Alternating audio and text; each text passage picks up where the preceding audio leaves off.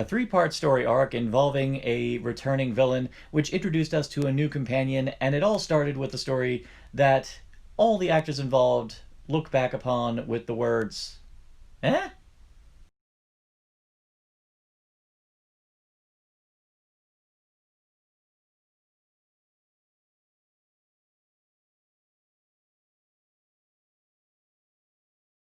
Continuing on with my series of reviews, all telling you about my evolution as a Doctor Who fan, the first Peter Davison story that I purchased was *MAWDRYN Undead. This was not the first Fifth Doctor one I saw, but it was the first one I had purchased. The problem is when you're buying VHSs, you don't really know, especially when you're a burgeoning Doctor Who fan with very little resources in order to really know what the best one is to get.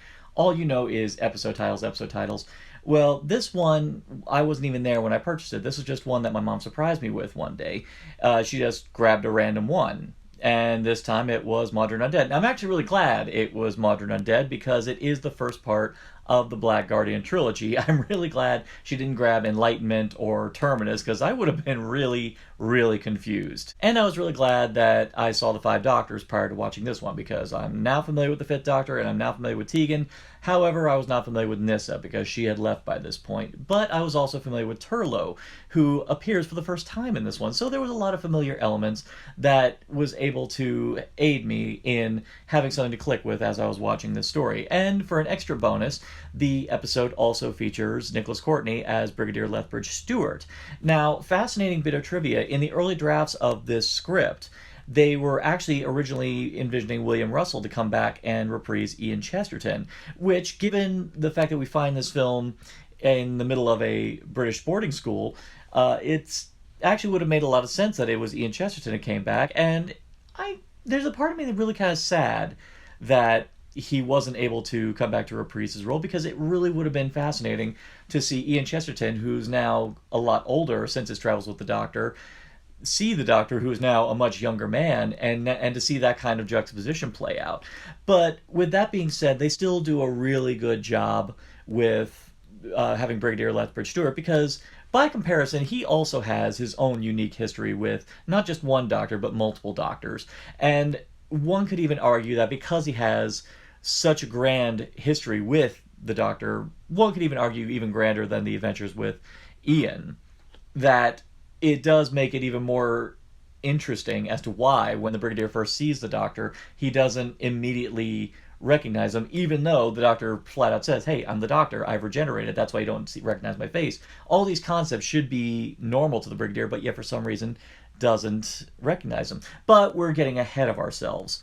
The story begins with a petulant schoolboy named Turlough who decides to trash a classic vehicle, and right after the crash, his consciousness is whisked away by something called the Black Guardian. The Black Guardian, many people will recall, was the primary focal antagonist of the Key to Time saga during the Tom Baker years. Well, he delivers Turlough a bargain, because as it is revealed in this conversation, Turlough is not actually human, but for some reason has ended up on Earth. So the Black Guardian kind of appeals to that discontent and decides to give him a Faustian bargain. And the Black Guardian, of course, is 100% dishonest as to the nature of this deed. He tells him that he has to go kill someone called the Doctor, and tells him that this is the most evil creature in the universe. And Turlough, just being desperate to get away, makes the bargain without really thinking about it. And that's where the core of this three-part story arc kicks off. But the primary story that's exclusive strictly to this one involves the Doctor, Nyssa, and Tegan stumbling upon a ship in perpetual orbit between the time periods of 1977 to 1983. And it's just constantly making this loop.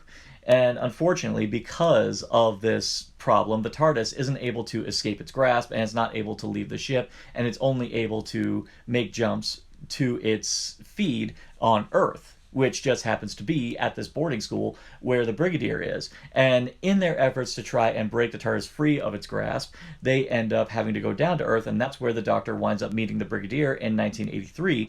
Only something strange has happened. The Brigadier doesn't recognize the Doctor, even though the Doctor flat out tells him who he is.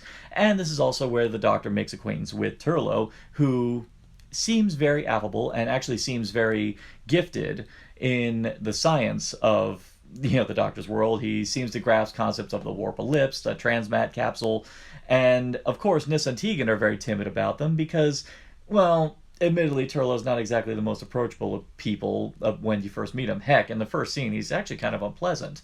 And even when you find out exactly what it is, that still goes like, yeah, you're kind of a smug little shit. But of course, as these things go, the more you get to know Turlough, the more you actually start to like him. And I will say this, in the episodes to come, as time goes on, he actually does prove to be a really good companion. I will say he actually was one of my favorite things about the Fifth Doctor era. So big credit to that character, and big credit to Mark Strickson, who played him. So this story was written by Peter Grimwade, and to his credit, it is actually a very imaginative story, and it's one.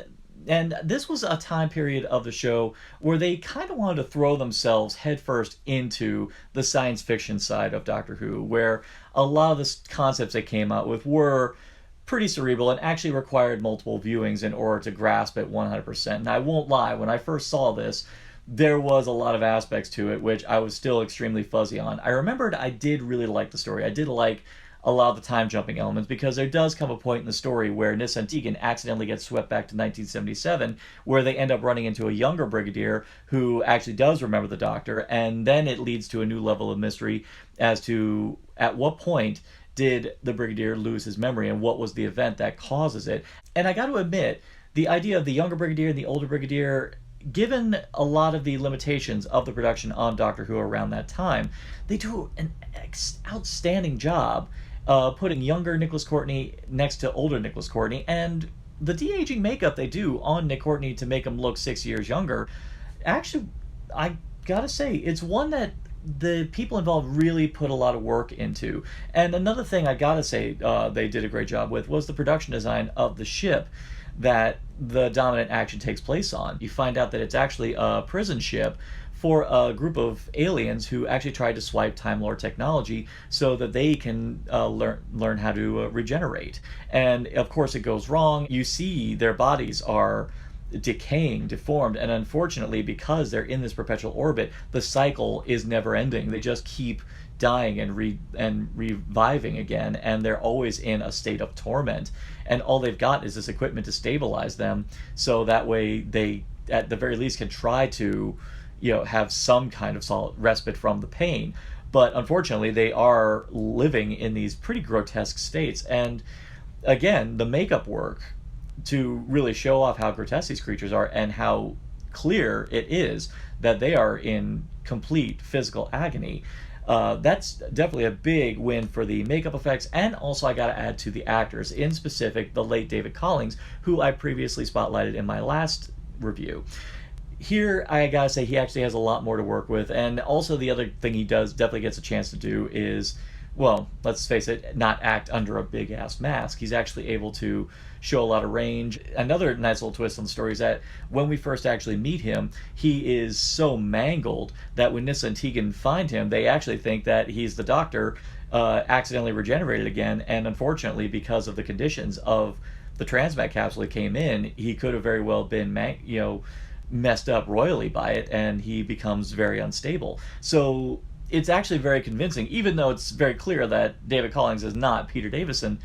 You could still understand why Nis and Tegan had no problem believing that this could be the Doctor, and why they carry on with this plot thread pretty far. They carry this on for a while, but he delivers this possibility with such convincing dialogue that you can understand how they were able to fall for this. It is a very crowded story. I mean, the good thing about the serialized episodes back then is that because it was a feature-length story, it did allow for more room for a lot of these plot threads to breathe. So there was times where you were able to have focus on the Doctor trying to jog the Brigadier's memory, and I will say that does lead to a very good scene where the Brigadier is very gradually getting his memories back. And I gotta give him this for a very complicated story, and for being pretty much the epicenter of all the reasons why the story is complicated.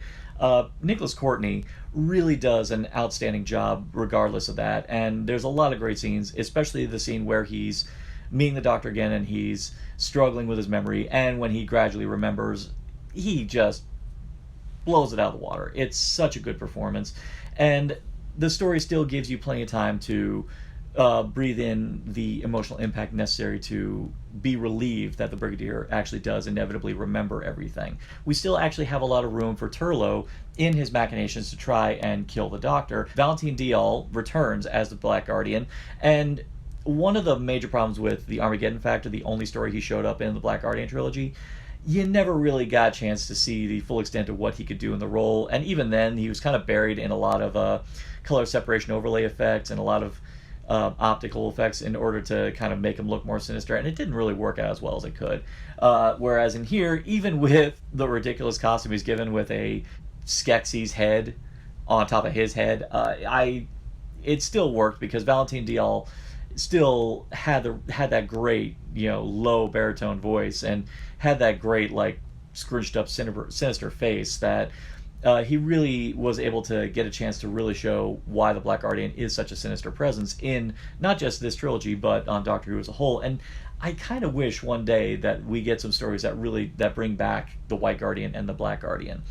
And I think a lot of it has to do with how good they were able to portray both him and the White Guardian in this trilogy. Now, I do have to make a confession. If there's any era of Doctor Who in the entire 50-plus year history of the show that I always find myself going, I don't really feel like revisiting, I gotta say it is the Peter Davison era, principally because that's when the show really kind of more focused on being a drama. And that's not a bad thing for the most part. I mean, it does lead to some stronger emotions, and I will say there are some great moments in his era, but I will say this, there was a significant lack of fun during his run on the show because the stories were so serious and because it wanted to focus more on complicated storytelling. And not to diminish his efforts in the role, but I will say because Peter Davison opted to play the character as much more human and much more grounded, I will say the show as a whole wanted to reflect that, and I felt like there was a kind of it kind of lacked that effervescence, that kind of level of playfulness that I actually found in a lot of the other eras. Heck, I even kind of value the Colin Baker era for the same reason, because there was that level of unpredictability and spontaneity to it. And yeah, they may not have been great, but I will say at least the Sixth Doctor was such a erratic, unpredictable presence that I was able to still be invested. But with the Fifth Doctor, I kind of felt that because his Doctor was more focused on human drama, I felt like the show had to kind of adhere to that in order to mesh with the Doctor that was being shown here. And I kind of feel because this Doctor lent a lot more to drama, the show on the whole kind of followed suit with that, and there wasn't much space to have fun with the show. And if there's anything Doctor Who needs to be, is fun. And I say all this principally because MAWDRYN UNDEAD is one of the few episodes I can actually say had at least some kind of intrigue about it. And I think because this episode brought back a beloved character who has been at the butt of a lot of great jokes in a lot of the previous Doctor's eras, I think he kind of lent a nice breath of fresh air to the story. And I will say his interactions with not just the Doctor, but with Nyssa and Tegan, I will say that lent a lot of much needed fun to the story. And I think also adding in Turlough and his particular contributions to this story and the other two stories to come definitely gave a nice bit of spice to shake things up a bit more. This is actually one of the few times I will say that the crowded TARDIS didn't feel as crowded. It felt like a much more well-balanced story. So I will definitely say of the Fifth Doctor era, MAWDRYN UNDEAD is definitely one of the standouts for me. How did I feel about the rest of the Black Guardian trilogy? Honestly, we'll get to that in due course. So how did you feel about MAWDRYN UNDEAD? Do you agree? Do you disagree? Do you think that it was needlessly confusing, or do you think that it was a thought-provoking gem of the Fifth Doctor era? Leave it all in the comments below. And for more addictive content and narcotic casserole, simply like, share, subscribe, click. Thou shalt be served.